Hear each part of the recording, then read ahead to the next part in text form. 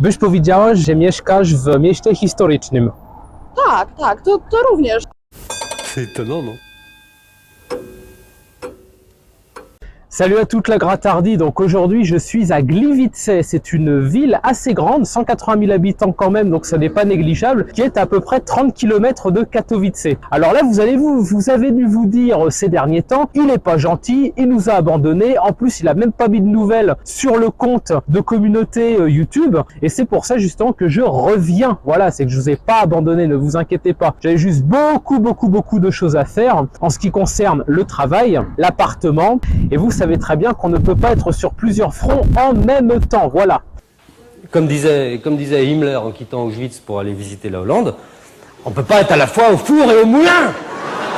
Je vous préviens d'entrée, je ne pourrai pas vous montrer toute la ville puisqu'elle est énorme et puisqu'il y a des petits joyaux architecturaux vraiment à chaque coin de rue. Alors là déjà vous voyez derrière moi un style intéressant de mixage entre de la brique rouge, du colombage, du torchis, et c'est une école de langue. Alors je vous laisse imaginer que si on va apprendre l'anglais dans un établissement pareil, on devient bilingue très vite. Je me avance un peu pour pas déranger les gens parce que je suis sur le trottoir et le trottoir n'est pas large, hein. La largeur des trottoirs, par contre la largeur des trottoirs en Pologne n'a pas l'air de jouer sur l'insécurité. C'est curieux quand même, hein. Je vous fais quelques plans autres de retour de l'autre côté de la Kłodnica. La Kłodnica, c'est cette petite rivière qui traverse la ville de Gliwice tout le long. Alors là, on est face à l'hôtel qui s'appelle Schlesischer Hof en allemand et qui s'appelle maintenant l'hôtel Diamenk. Alors ça, c'est un hôtel qui est classé au patrimoine national historique polonais, qui a été construit à la fin du 19e siècle, qui abritait donc justement des hôtes plutôt de marque, hein, parce qu'on s'imagine bien que pour louer une chambre là-dedans, on n'est pas sur du F1 tout pourri. Et on va voir un petit peu justement le reste de la vue et je vous emmène tout de suite. Et voilà, de retour avec un plan de l'autre côté de la berge de l'école d'anglais et on note vraiment l'harmonie et la beauté du style silésien qui est vraiment sublimé. Ce que je vais vous montrer juste après va vous faire vous déplacer, si pour ceux qui sont à Katowice ou en Silésie, très rapidement pour faire une visite de cette jolie ville et on va se retrouver tout de suite pour parler gastronomie polonaise les amis.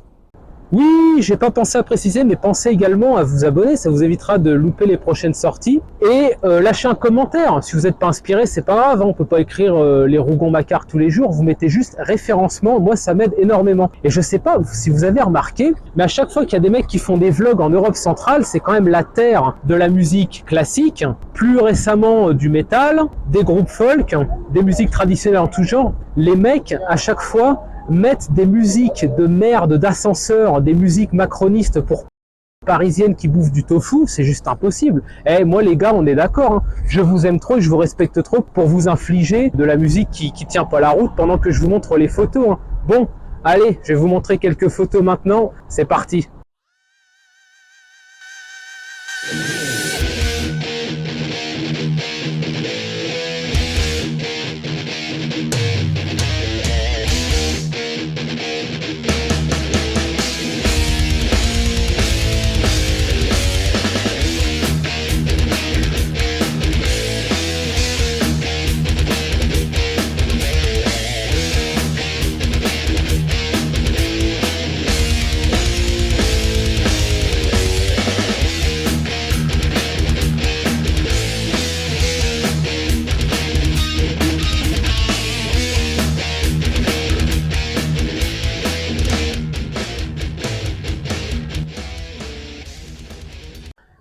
Nous sommes au restaurant, donc nous ne devons pas parler fort. Alors, comme promis, aujourd'hui, on va un peu parler de gastronomie en Pologne. Alors, à qui est destinée la gastronomie polonaise? Elle va tout à fait convenir à tous les mecs solides qui viennent de la campagne, et en particulier des campagnes plutôt de la France du Nord, ça peut être de la Bretagne, de la Lorraine, de la Sarthe, du nord de la France, même la campagne parisienne en réalité, l'Alsace, et une partie de la Bourgogne. C'est une gastronomie qu'on pourrait qualifier de rurale, voire même de rustique, qui conviendra donc aux gens qui ont un jardin, qui pratiquent la chasse, qui pratiquent la pêche, et qui savent ce que c'est un peu que la vie à la dure. Aujourd'hui, je voulais prendre un żurek, qui est une des soupes traditionnelles en Pologne, que l'on prend avant d'attaquer le plat principal, mais il n'en avait pas. Là, à la place, il y a une soupe aux kluszki. Alors en gros, les kluszki, en Pologne, ce sont des pâtes qui sont soit moulées à la main, soit moulées dans des moules qui leur donnent la forme en fait de mini donuts. C'est assez drôle, de donuts sans le trou au milieu, de donuts pleins, et c'est assez bon en réalité. En général, on va manger des kluszki plutôt avec un morceau de viande ou avec du poulet. Alors je vous fais voir comment c'est. Et les kluszki faits à la main, moulés à la main. C'est du bouillon de poulet, donc c'est excellent, et ça rappellera à ceux justement qui viennent de certaines campagnes en France que l'on fait de la très bonne soupe avec du bouillon de viande. Ça peut être du bouillon de porc, du bouillon de bœuf, du bouillon de poulet, du bouillon de veau. Pour les gens qui connaissent par exemple le pot-au-feu ou le bœuf mode ou des plats en sauce comme ça, ça va leur rappeler ça s'ils prennent par exemple ce genre de soupe. Bon, et par contre, vous imaginez bien qu'on va pas rester sur de la petite soupe. Bon, juste petite annonce, je fais une sèche parce qu'il se trouve qu'au cours de l'été, j'ai un pneu qui m'est arrivé sur le bide. Bon, on n'est pas encore sur du pneu de tracteur John Deere 6 vitesses, mais on est déjà sur un bon pneu de vélo cross et on va travailler un peu à le faire disparaître. Si la jeunesse se met à croire à ces conneries, on se dirige tout droit vers une génération de dépressifs. Le gras, c'est la vie. Donc là, il y a un bon plat principal qui arrive avec de la viande. Voilà, ça va être excellent. Et maintenant, la solidité est arrivée. Donc là, c'est une karkówka. En fait, c'est une échine de porc avec des légumes. Je vous fais voir la tête que ça a. Ça, c'est un gros délire. Et pour ceux qui veulent faire une bonne diète, c'est que des choses locales. Ce ne sont que des choses préparées localement. Ce sont que des ingrédients locaux, de la viande locale, des patates locales, des carottes et des tomates locales.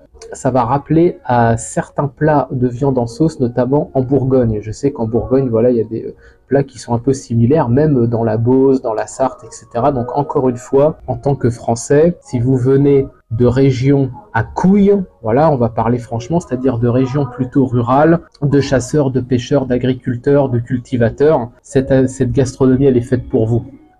Bon là les amis, je ressors du resto excellent, ça s'appelle Dobra Nasza Kasza, cuisine polonaise traditionnelle, prix absolument correct, grosse portion, donc là pour les bons mangeurs ça fera plaisir, le service est très bon, la dame elle est extrêmement gentille, enfin les dames sont très gentilles, et l'adresse s'affiche maintenant, notez cette adresse, faites-la circuler autour de vous, si jamais il y a des Français qui viennent à Gliwice, venez ici, voilà, dites effectivement que vous êtes partant pour découvrir la cuisine traditionnelle polonaise, les dames seront tout à fait ouverte pour vous faire découvrir un peu ça et c'est vraiment top. Et à contrario, hier je me suis fait avoir à une zapiekanka et je vais vous montrer un endroit où il ne faut pas aller, hein. Désolé mais il va falloir quand même le dire. Bon, je vous montre un petit peu le Rynek de Gliwice et je vais vous montrer tout de suite donc la zapiekanka dans laquelle il faut pas aller, celle-là. Alors pourquoi il faut pas y aller? C'est cher, c'est mal garni et la bonne femme elle est pas sympa. Il n'y a rien à développer, c'est de la merde, c'est tout.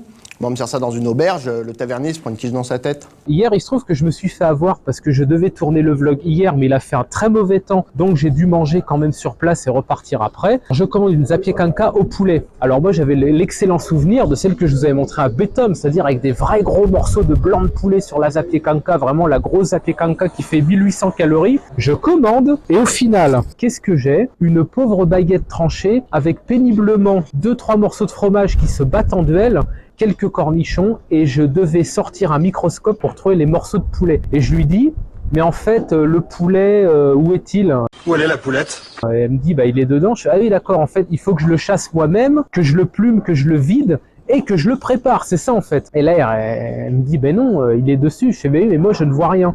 Je lui dis, mais c'est quand même toujours 26 lots là pour le tout. Et elle me dit, oui, oui, oui. Je fais, bah écoutez, désolé, mais bah je ne reviendrai pas. Voilà, donc là ici, il faut pas y venir, je vous le déconseille fortement. C'est vraiment tout le contraire de l'excellente zapiekanka que je vous avais présenté à Betom.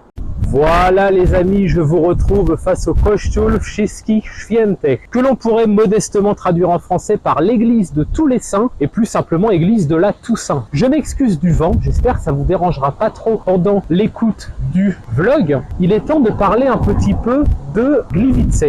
Alors Gliwice, plus ça va, plus cette ville me fait penser à Lviv. Plus je la visite, plus j'explore les recoins, plus je marche dans les rues, plus à chaque fois j'ai ce sentiment que c'est une de ces villes qu'on n'est pas prêt d'oublier, où à chaque coin de rue, dans chaque parc, à chaque carrefour, on trouve un coin d'histoire européenne. Et là par exemple, je viens de voir ceci, c'est une arcade qui encadre un portail souterrain. Et c'est assez étrange parce que à mon avis, c'est pas la crypte de l'église qui est juste là. Je trouve que l'entrée elle est un peu trop éloignée. Alors si si jamais il y a des gens qui sont polonais, qui parlent français, qui pourraient peut-être me dire ce que c'est, parce qu'en plus de ça, je n'ai rien trouvé sur les sites touristiques divers et variés. Et là, je reviens un peu sur le Kościół Wszystkich Świętych, l'église de la Toussaint. Elle a été reconstruite plusieurs fois, donc ça c'est normal, hein, c'est la restauration du patrimoine oblige. Et elle est également classée au patrimoine national polonais comme justement un objet à conserver. Et alors là maintenant, je vais vous emmener dans une rue dont les façades sont belles à un point que vous ne pouvez pas imaginer. Alors là, je vous retrouve tout de suite, les amis.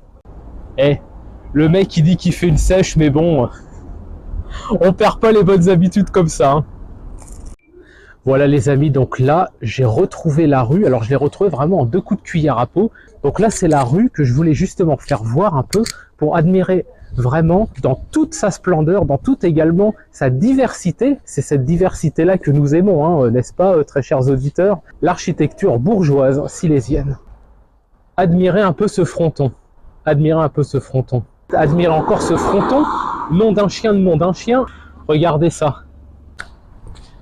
Hej tam, przepraszam. O, przepraszam. Czy jesteś z Gliwic? Tak.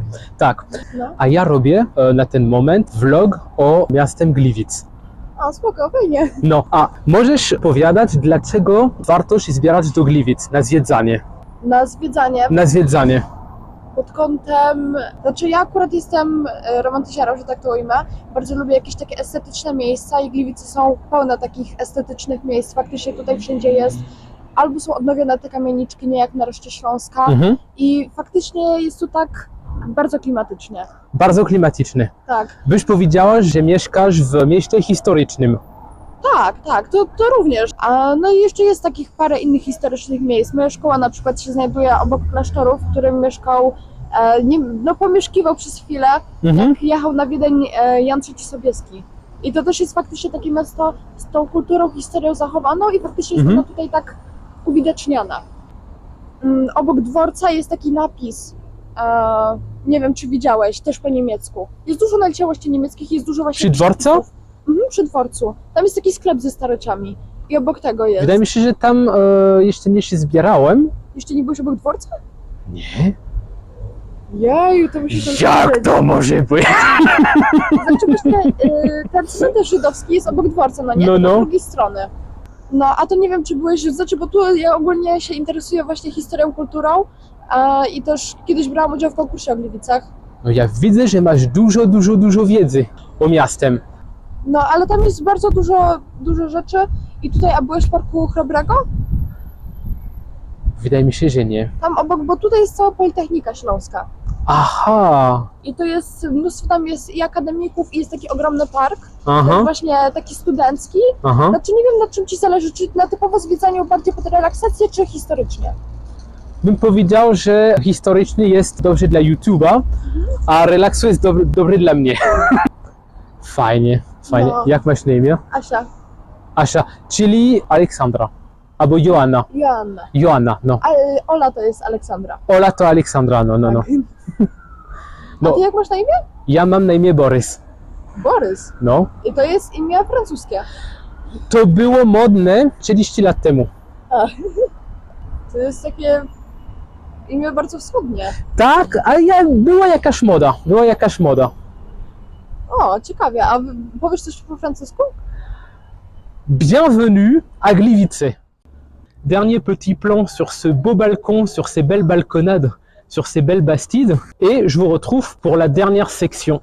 Eh bien écoutez la Grattardi, on va se quitter sur un beau plan du château de Stéphane Batory, qui a été fait donc en l'honneur de la dynastie des Piast, un château qui date du XIVe siècle, donc les fondations XIVe siècle, achevé de construire au cours du XVIe. Et en fait, je vais vous laisser un petit message, comment vous dire ça, d'hygiène mentale. Il se trouve que j'ai eu dans mes recommandations YouTube 2 chaînes différentes, et je vais en parler succinctement maintenant. La première, c'est Radio Modin, je sais pas si vous connaissez, hein, en gros c'est une chaîne qui est clairement orientée à droite, qui interviewe des gens de différentes professions, donc il y a eu des enseignants, il y a des gens qui travaillent dans les métiers manuels, etc.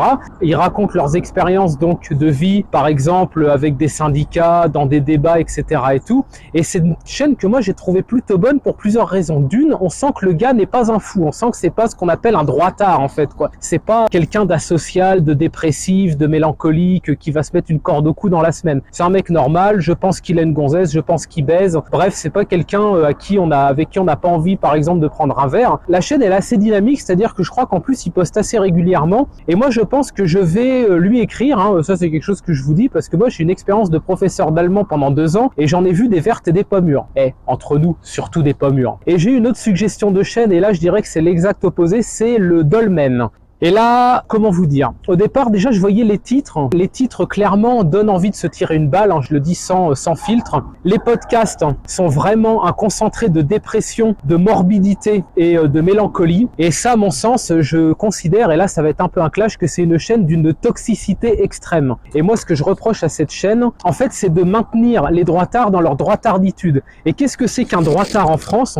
On va pas se mentir, on va arrêter de tourner autour du pot. C'est un mec dépressif, négatif, mélancolique et nostalgique d'une époque qu'il n'a pas connue, ce qui est quand même, enfin, je veux dire, le comble de la bêtise à mon sens, quoi. Il va tomber sur le dolmen et ça va l'inciter à rester terré chez lui, à avoir la trouille, à pas sortir et à ne pas accomplir ses projets. Donc moi, au contraire, je propose un autre format. Moi, si t'es là, si t'es un mec plutôt de droite, hein, et même d'ailleurs plutôt de gauche, en fait, je m'en fous. Moi, ce qui m'intéresse, c'est que tu veuilles protéger les peuples européens, que tu veuilles te reproduire, que tu veuilles réussir et que tu veuilles mener tes projets à bien, quels que soient tes projets. Voilà, si c'est un projet musical, si c'est un projet littéraire, si c'est un projet pictural, quel que soit ton projet, tu dois pouvoir le mener à bien. Et ben moi, je t'adresse un autre message. Si t'es un mec qui regarde le dolmen et que tu te sens un peu agacé par la critique un peu acerbe que je fais de cette chaîne, moi, j'ai un autre message pour toi. Le monde est grand. Les gens ne sont pas aussi méchants qu'on essaie de te le faire croire. Il y a des peuples en Europe qui t'aimeront pour ce que tu es et qui t'accepteront avec,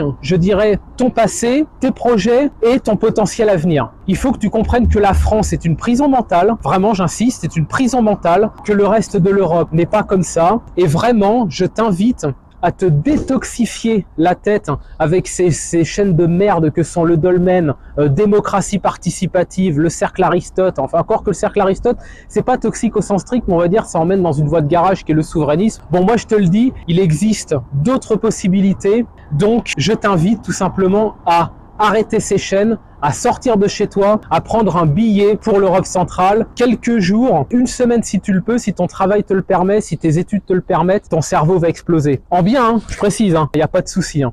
Et puis moi, je dis à ma communauté, les gars, donc je vous retrouve très certainement la semaine prochaine. J'essaie d'être un peu plus régulier. Il est vrai que, comme je disais, j'ai eu pas mal d'empêchements ces derniers temps, mais on va se quitter maintenant. À la prochaine.